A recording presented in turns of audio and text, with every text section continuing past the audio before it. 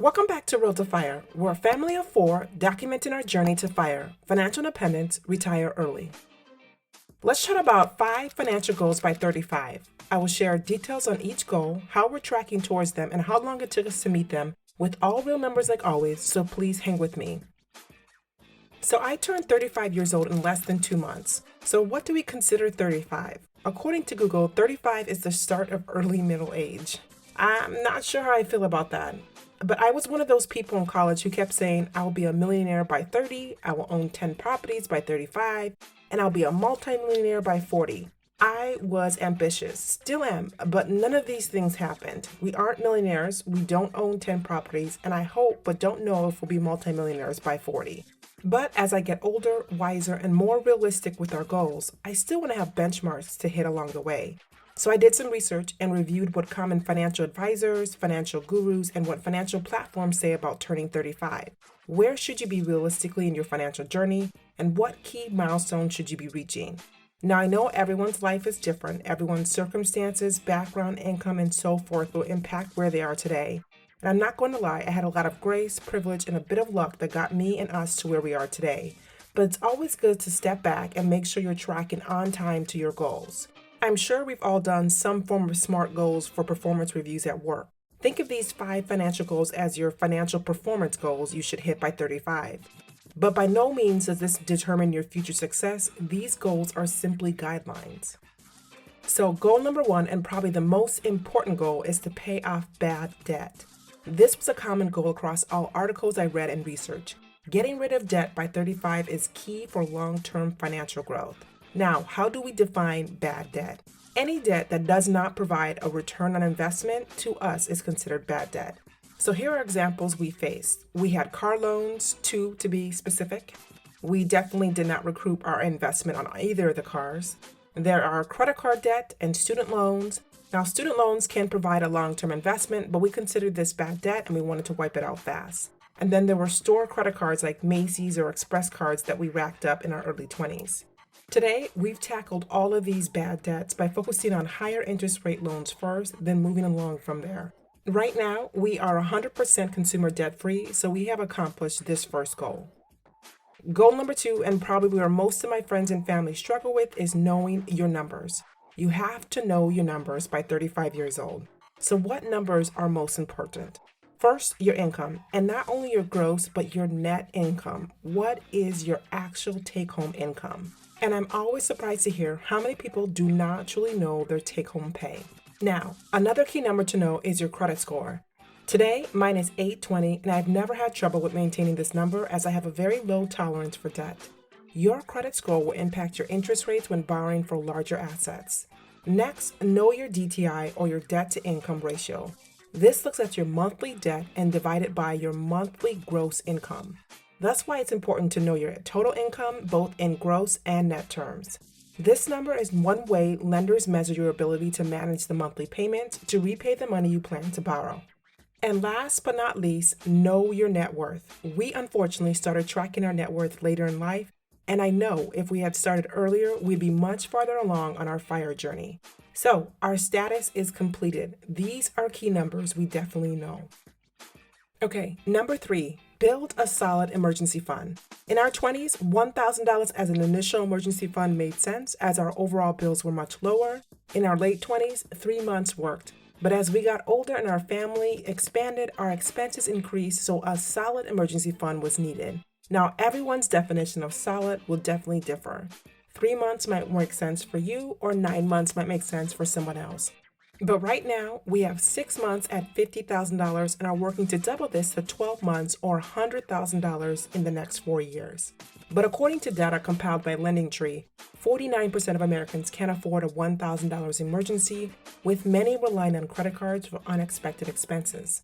Initially, building an emergency fund can be challenging, but it's imperative to get ahead or else you end up in the endless paycheck-to-paycheck cycle, or worse, credit card-to-credit-card cycle.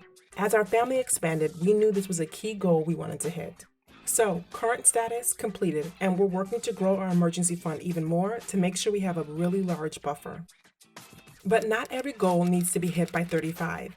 This isn't a "you are a failure" checklist, but a guideline to pace you or to strive towards. See these goals as a checkpoint along your financial journey or things to know or do to continue to build wealth. Well, that's how I see it, as I've always been a bit discouraged by these types of goals, but I've come to understand the importance of a vision or target, especially when it comes to finance.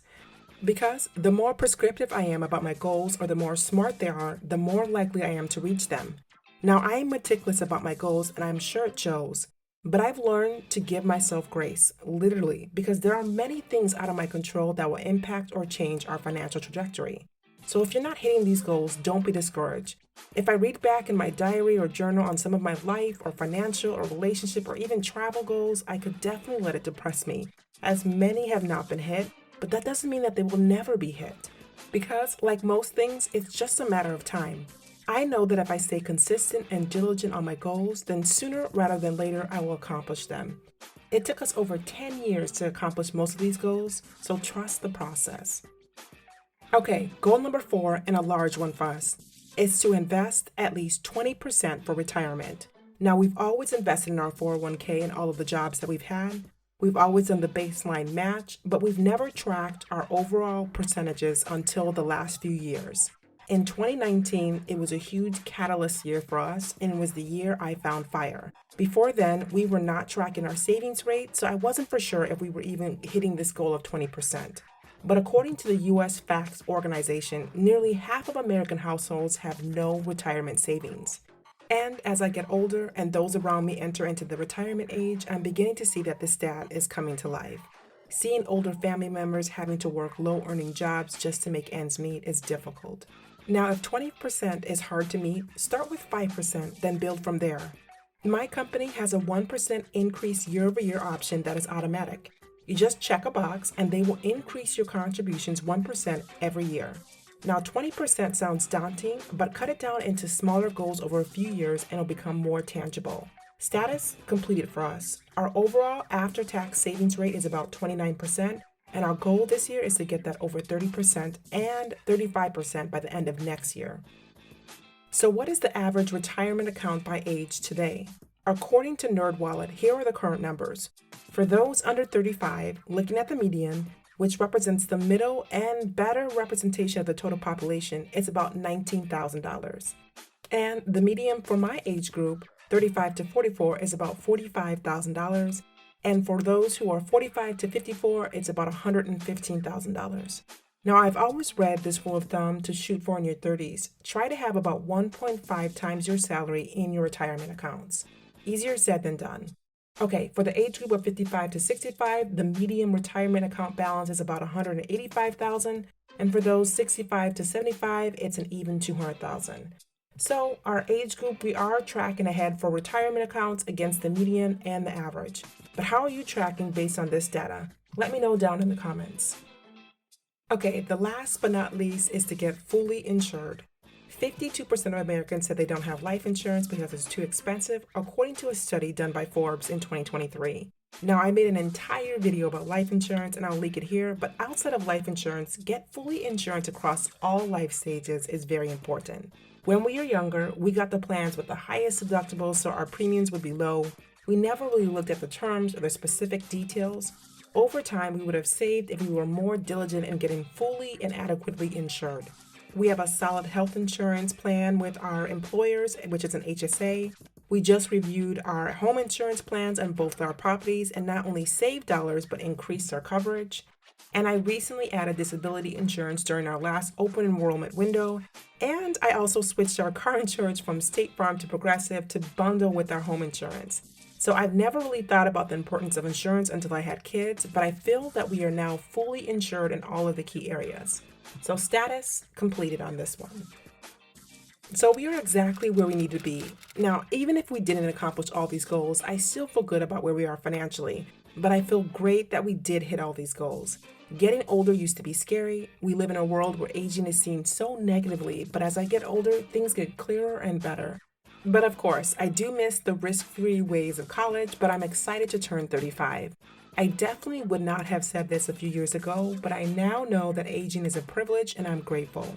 But once I saw this list, I did share it with friends and family. Now, I'm that friend who is always talking about finance, and I can sometimes be a bit annoying, but I don't want to be alone on my FIRE journey. I know many people in this platform online are targeting the same goal, which is great, but there are few people in my actual life pursuing FIRE. Overall, we are happy that we have completed all these quote unquote standard goals you need to complete by 35, but I want to inspire others to join us as well. It wasn't easy and we just barely made the cut. But we have paid off our debt. We know our numbers. Our financial emergency fund is solid. We are pushing our saving rates up and we are adequately insured, so the basics are in place. Next step is to hit FIRE. Now, if you made it this far, thank you so much for watching. But don't forget to like, comment, and subscribe below. Until next time.